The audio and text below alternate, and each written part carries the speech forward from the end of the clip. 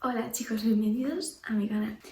En el vídeo de hoy os traigo un caso tanto perturbador, ya que cuando lo vi no podía creer cómo las personas es tan fácil manipular, teniendo todo delante de la cara. ¿Cómo te pueden manipular, engañar y aún así creer a esa persona sabiendo todo?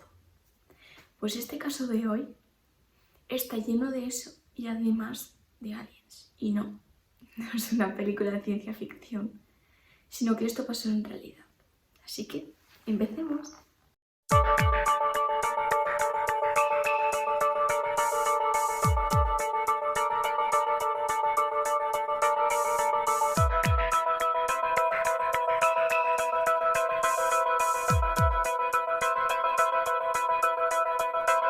Este es el caso de Jen Broberfeld, que nació el 31 de julio del 62 en Pocatello, Idaho, Estados Unidos. Era la hija mayor de 3 del matrimonio de Robert Brobert y Marianne Brobert.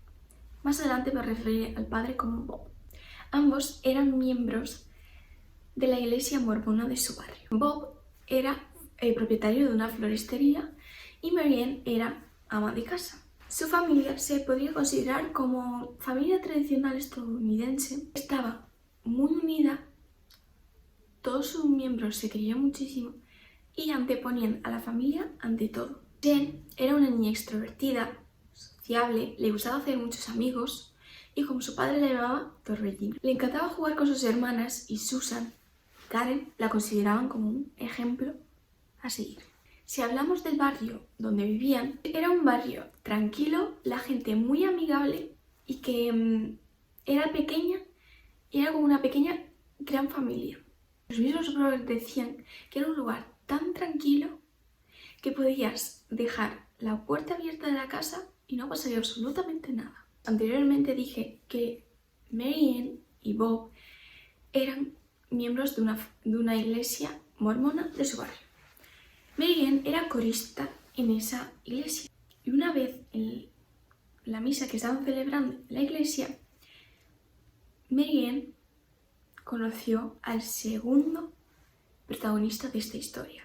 Un joven con su mujer y 5 hijos llegó a esa misa y se llamaba Robert Bergstrom y su mujer Gail Bergstrom.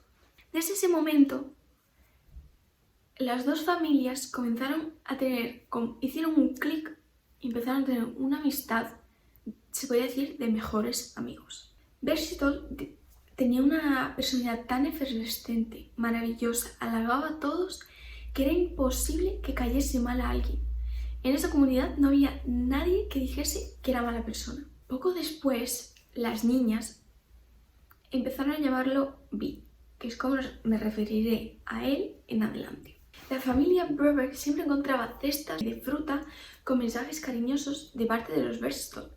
Hacían paseos juntos, hacían pijamadas juntos. Era como una gran familia, eran dos familias pero unidas. Se podría decir que cada miembro de esas familias tenía un mejor amigo asignado para él. Pero uno de los miembros de la familia Bergstrom que más involucrado estaba con los Brobert era B. Robert B. Bergstrom, que visitaba a Jen una vez al día. Desde el primer momento, B mostró un especial interés en uno de los miembros de los Brobert, como ya entendisteis, Jen. Para ella, él era como un segundo padre, lo quería como un padre, pero él no la miraba de esa manera, sino de una manera más inapropiada para ella.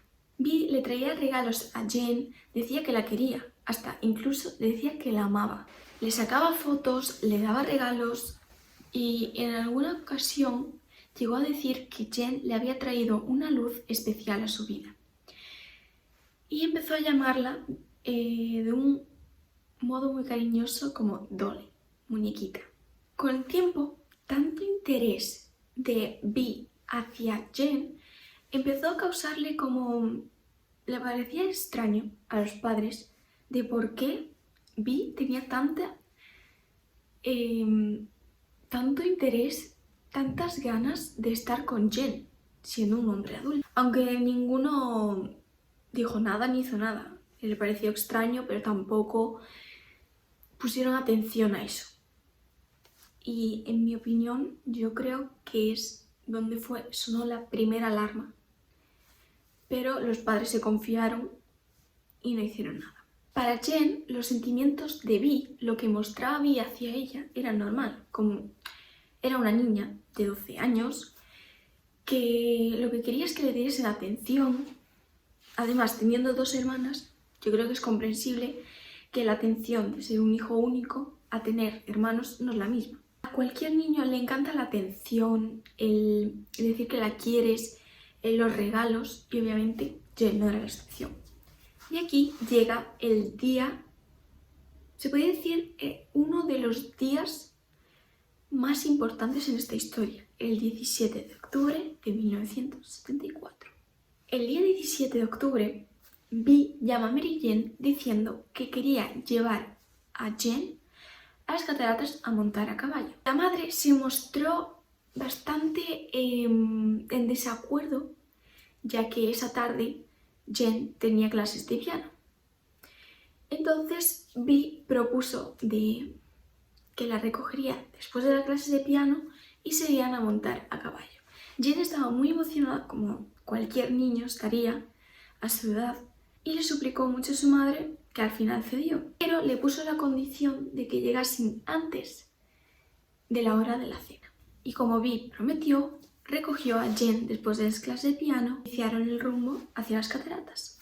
En ese momento, cuando estaban en el coche, Vi le dio unas pastillas a Jen y dijo que eran para las alergias, ya que la niña sufría pues alergias a algunas cosas. Jen, sin preguntarse, se las tomó. En un rato comenzó a sentir como tenía somnolencia y se quedó dormida.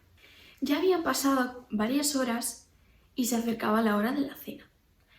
Y Mary Ann se empezó a preocupar, ya que no tenía noticias ni de Jen ni de Vi. De las 9 de la noche, Kate Berchtold llega a casa de los Brover para ver si su marido estaba ahí, ya que era muy típico de que Vi estuviese en casa de ellos. Pero no lo encuentra. Mary Ann, que obviamente estaba preocupada por dónde estará su hija, quiso llamar a la policía. Pero la mujer de Vi, Gail, dijo que no se preocupara, que seguro que Vi y Jen estarían a punto de llegar. Al día siguiente, viernes, sin noticias ni de Vi ni de Jen. La familia decide no llamar a la policía y esperar, ya que tenían esperanza de que aún llegase. Y ahora digo yo, si no ha llegado ese día, ¿qué estabas esperando al llamar? ¿Por qué esperaste un día? Al día siguiente no llamaste y tenías la esperanza. Si te enviasen un mensaje o algo, supieses algo, lo entiendo aún. Pero sin tener noticias, los padres no llaman. Segunda alarma. Pasados 2 días, no uno, ni la tarde, sino 2 días, Bob Brover le dice a Mary Ann que llame a la policía, que ya era hora.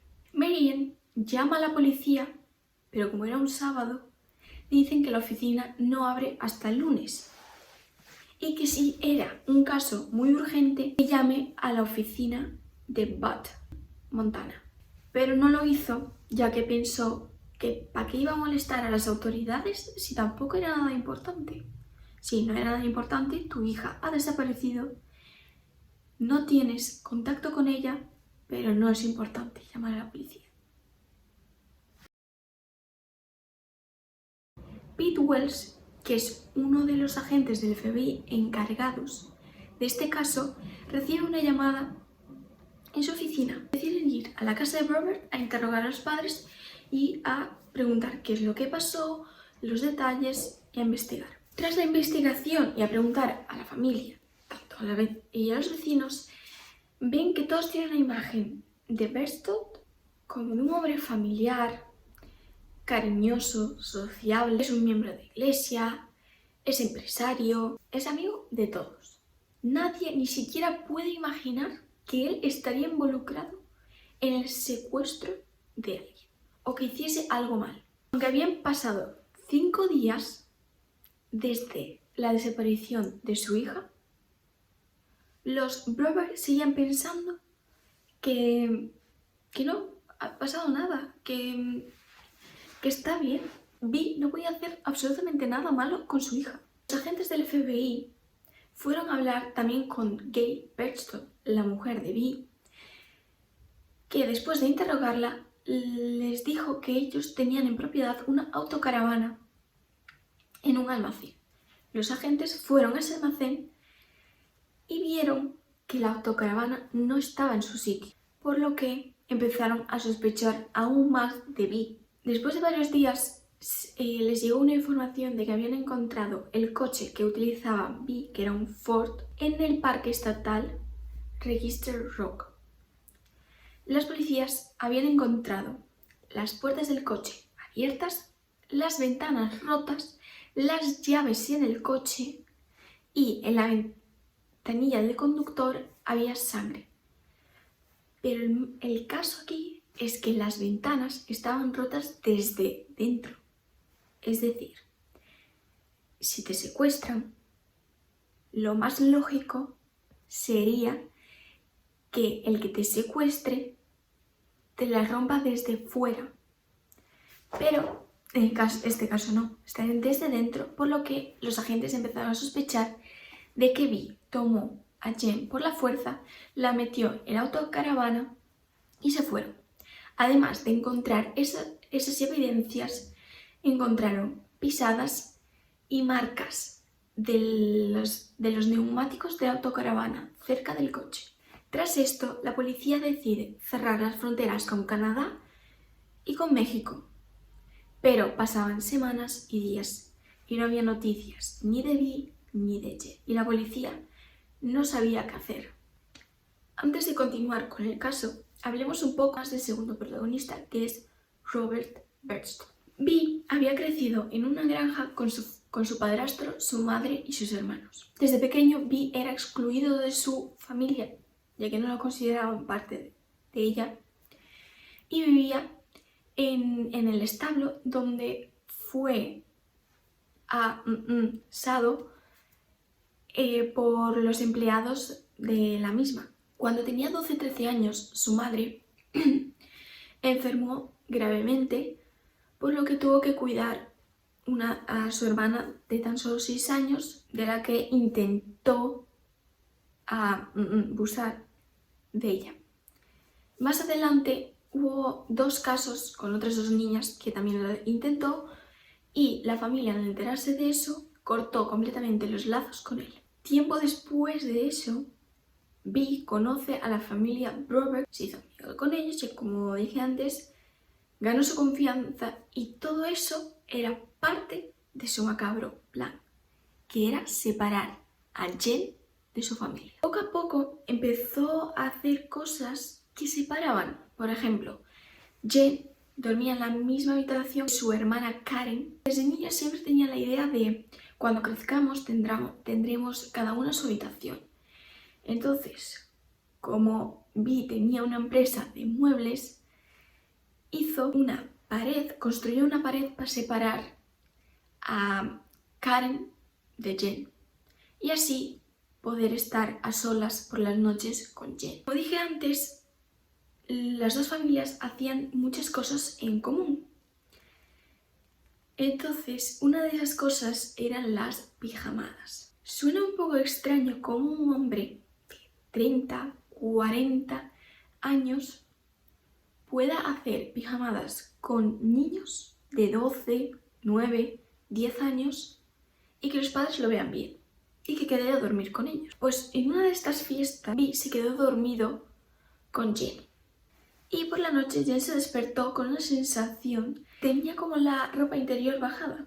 Vio que tenía la ropa interior bajada y que al lado suya estaba Vi supuestamente durmiendo. Ella pensó que a lo mejor con el roce, por la noche que se movía tanto, podría bajarse. Pero no le dio mucha importancia a eso, diciendo, pues eso, que con el roce por la noche se le bajaría.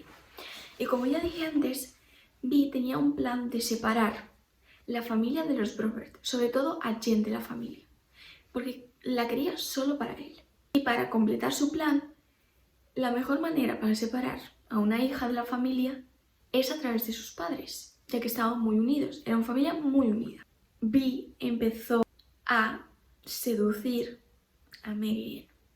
2 años antes del secuestro, Vi empezó a decirle a Mary que le traiga comida a su trabajo, que pase tiempo con ella. La halagó tanto que ella se lo creyó tanto que un día, cuando se fueron a otra ciudad por cuestiones de la iglesia y tuvieron relaciones, Miriam se sentía culpable por haberle hecho su marido, ya que lo quería muchísimo. El caso no es que Bit solo tuviese relaciones con Mary, sino también con el padre. Un día Vi le ofreció a Bob Broberg de que diese un paseo en el coche. Mientras tanto, le estaba contando de que no soportaba a su mujer y que él quería tener sexo, no tenían una vida sexual plena.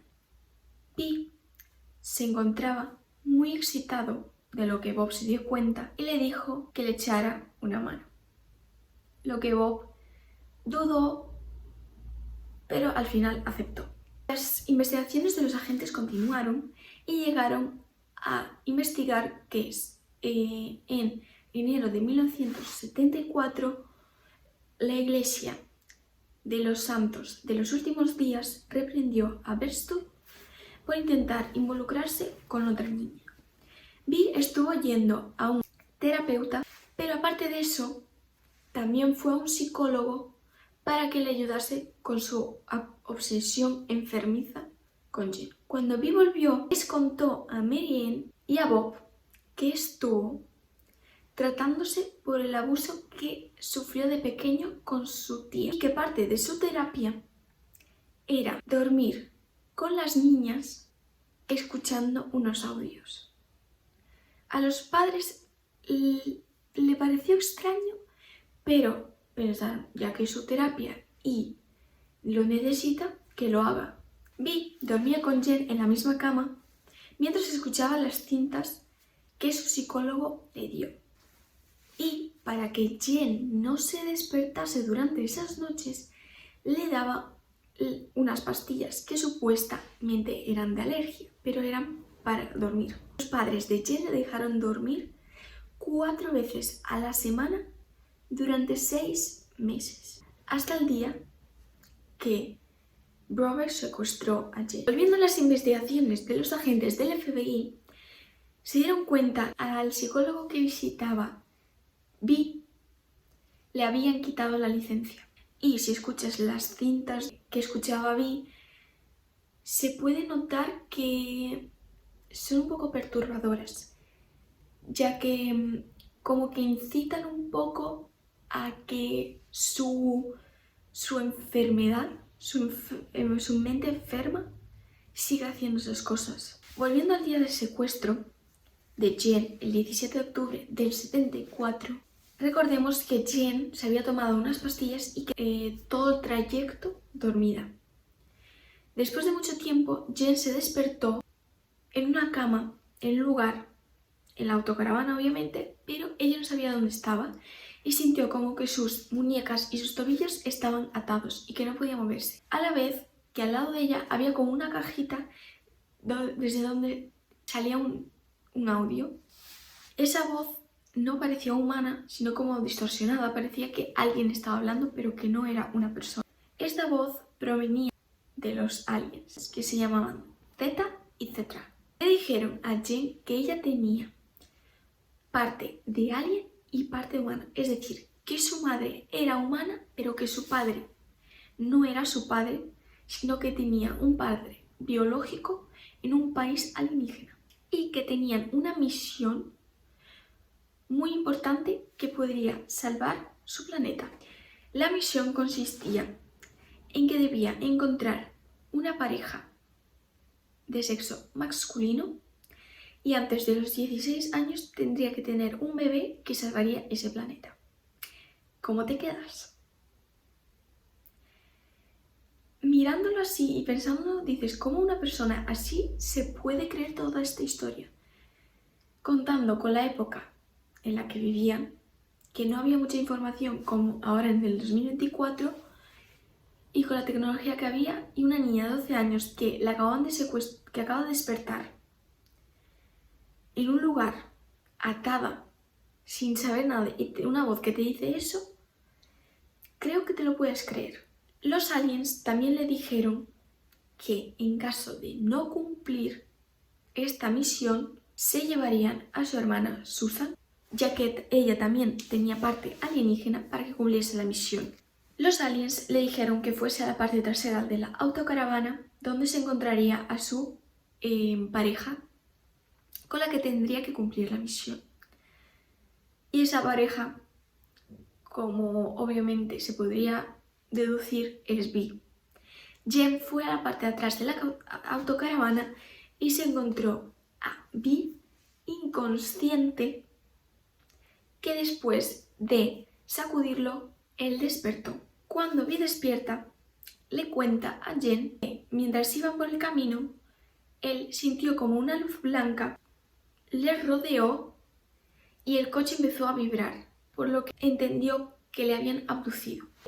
Jen recibe otra vez un mensaje desde la cajita blanca de los aliens, que le dicen que era hora de empezar con la misión y que le pidiese a su pareja, a su compañero varón, que le haga lo que le hace feliz a la gente. Y por primera vez Vi tuvo relaciones con Jen.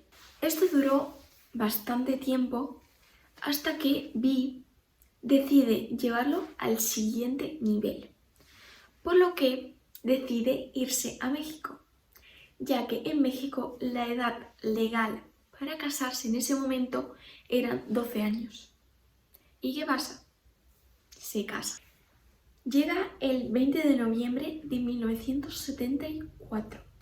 Vi llama a su hermano Joel para que llame a Mary Ann y que consiga un permiso por escrito para que Jen y él puedan casarse en Estados Unidos, ya que, como había dicho, en México sí que se casaron porque tenía que tener ella 12 años para casarse y cumplía los requisitos, pero en Estados Unidos era ilegal, entonces necesitaba un consentimiento de los padres para que se casase.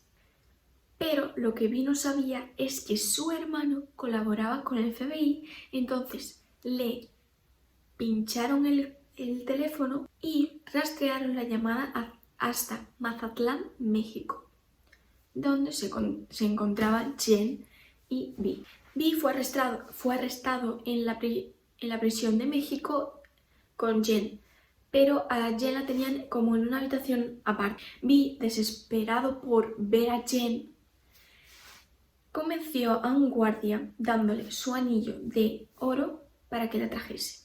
Cuando Jen va junto Vi, este le dice que los aliens hablaron con él y le dijeron que Jen no podía hablar sobre 4 cosas. La primera, sobre que ellos existían, que Z y Z existían, que no podía hablar sobre las pastillas que estuvo tomando, sobre la misión y sobre las experiencias sexuales que había tenido.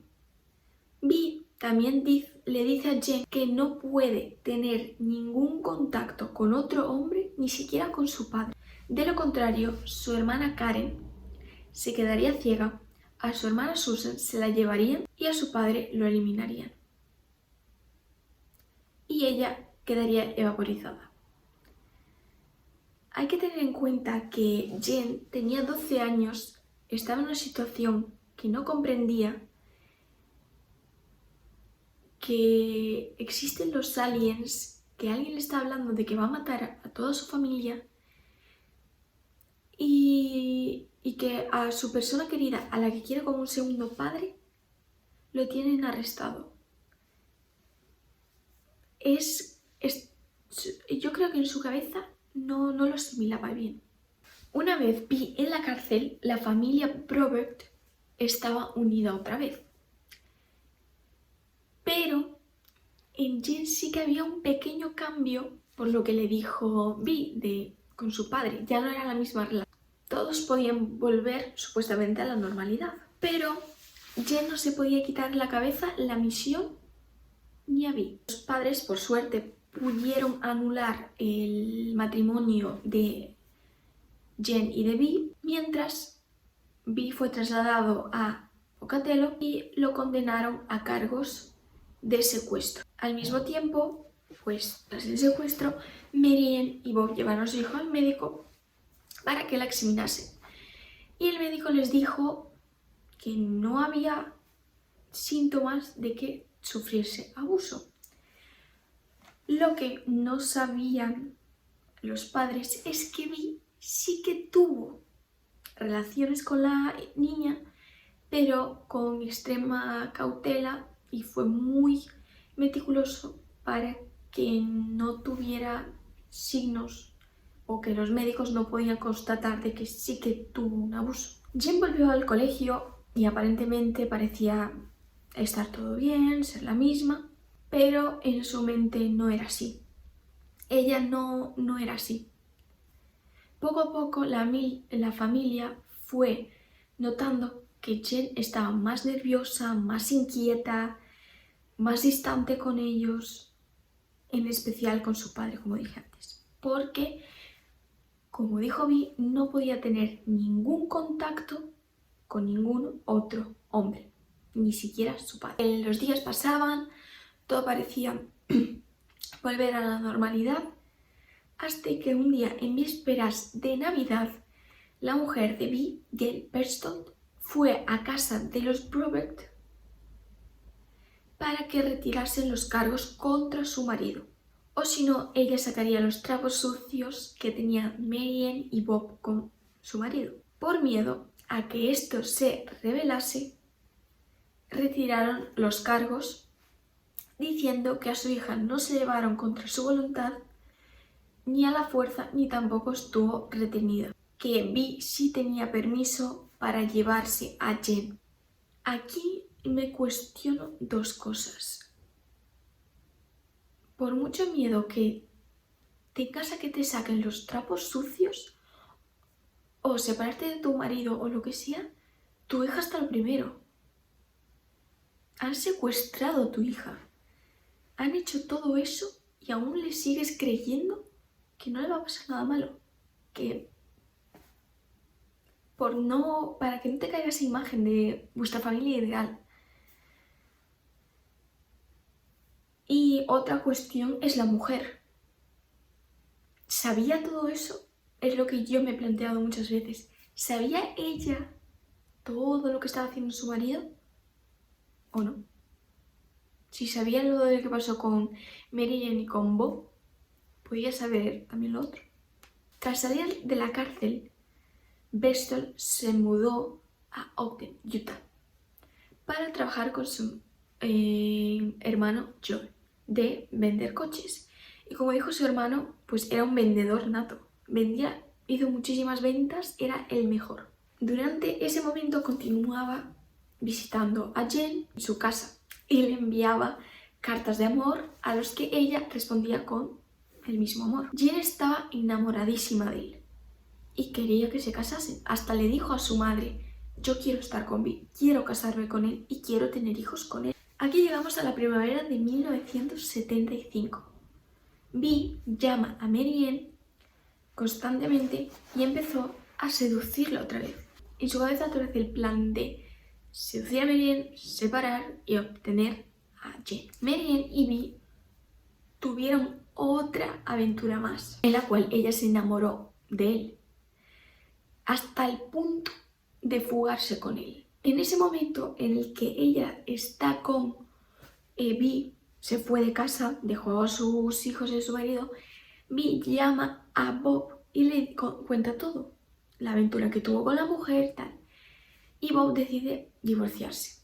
Pero mientras tuvieron esa aventura, Vi visitó en 9 ocasiones a Jen durante las 2 pasaron una noche juntos los dos solos.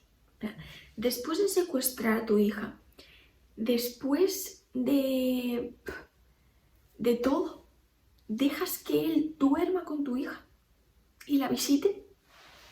No me cabe en la cabeza. Aquí llega junio de 1976, 20 meses después del secuestro de Jen. Versos se declara culpable y le dan 5 años de prisión, de los cuales, por el buen comportamiento, simplemente cumple 45.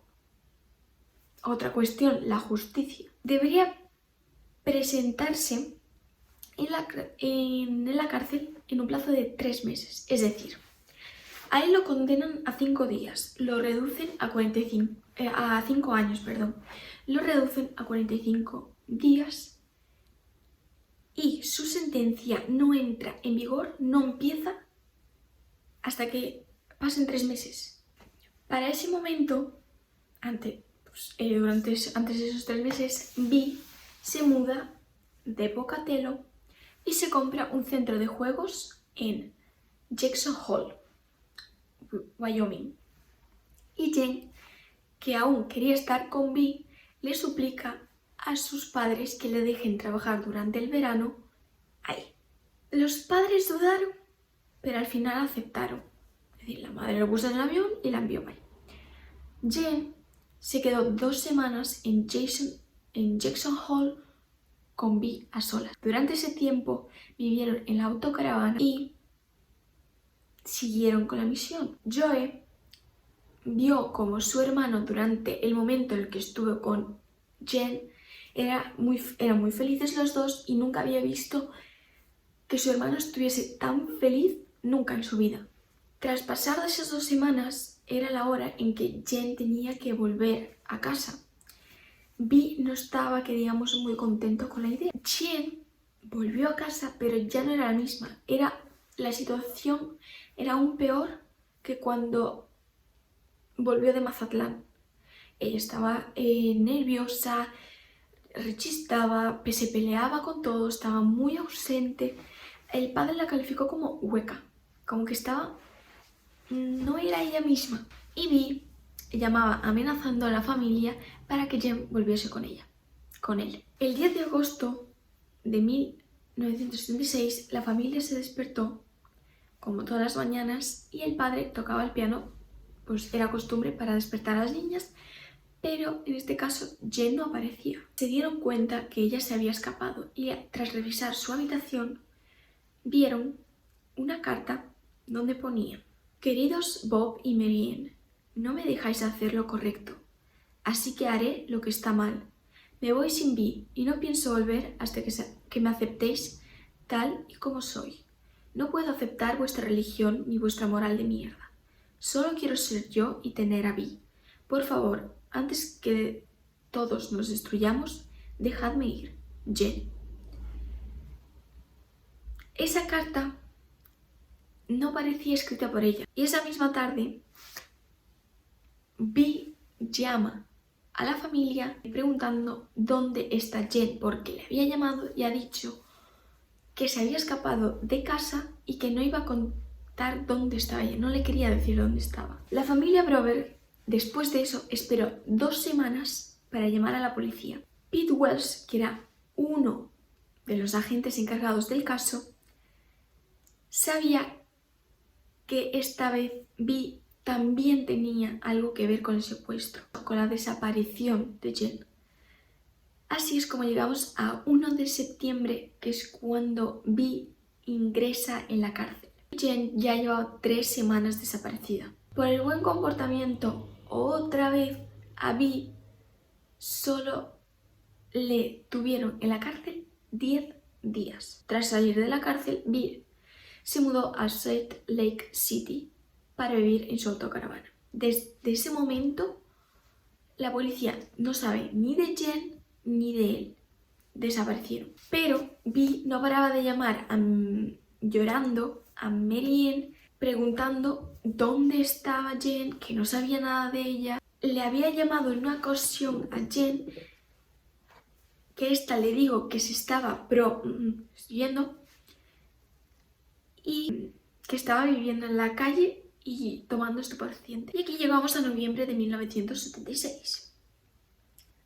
Pasaron 3 meses hasta que la policía encuentra la caravana de Vi y entran y encuentran que en esa caravana había muchas fotos de Jen tamaño póster, que eso parecía un mausoleo, como un culto hacia ella. Desde ese momento empezaron a vigilarlo más de cerca y se dieron cuenta, bueno, vieron que Vi visitaba mucho una cabina telefónica y llamaba al mismo número siempre.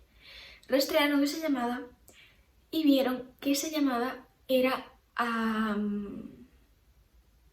hacia un colegio católico de niñas en Pasadena, California. Descubrieron que Vi había inscrito a Jen en ese colegio bajo el nombre de Janice Tobler. Y para inscribir, obviamente, necesitas ser un familiar. Entonces Vi inventó la historia de que él era un agente de la CIA y que había escapado de Líbano tras la guerra. Y que Jen era su hija y como él era perseguido por gente mala, por ser un agente de la CIA, tenía que proteger a su hija, ya que él era el único que daba porque su mujer ha sido asesinada. No sé cómo, pero las monjas se lo creyeron y pues la niña quedó ahí. Fueron a buscar a la niña, la llevaron otra vez a casa y a Berstol lo encarcelaron.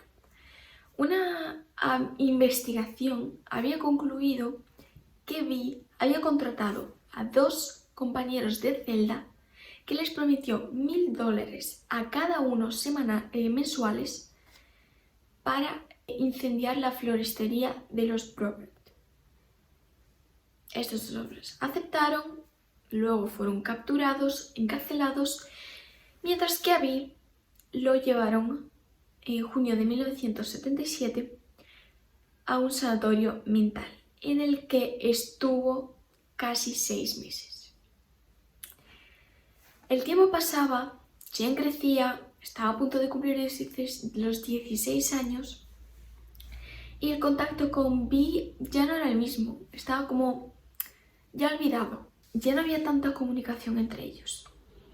Y Jen empezó a cuestionar pues la misión, si es que realmente existían los aliens, si alguien iba a matar a su familia por no cumplir la misión. Y una de estas que Jen quería mucho ir a un campamento de teatro. Los padres dudaron muchísimo si enviarla o no. Finalmente la enviaron. Y es ahí donde Jen se cuestiona todo. Una vez que su madre, estando en el campamento, su madre le llamó y le dijo que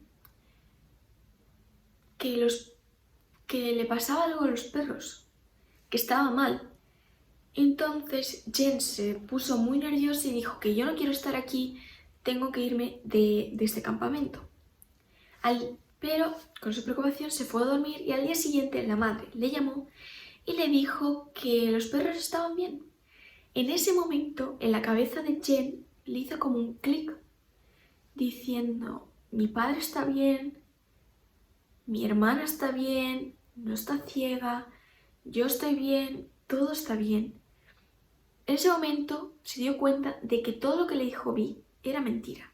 Y ahora os pregunto, ¿qué pensáis de todo esto? Dejadme en los comentarios qué os parece esta loca historia. Yo vi el documental en Netflix y me quedé loca. Cómo las personas manipulan así y cómo las personas se dejan manipular